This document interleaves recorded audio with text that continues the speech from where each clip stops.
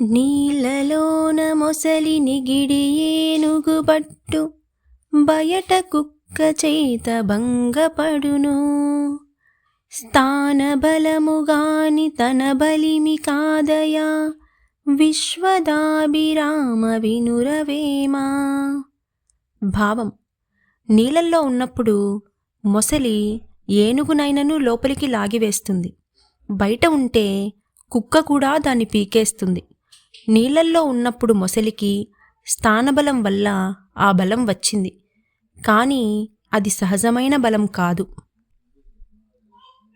నీళ్ళలోన మొసలి నిగిడి ఏనుగుబట్టు బయట కుక్క చేత భంగపడును.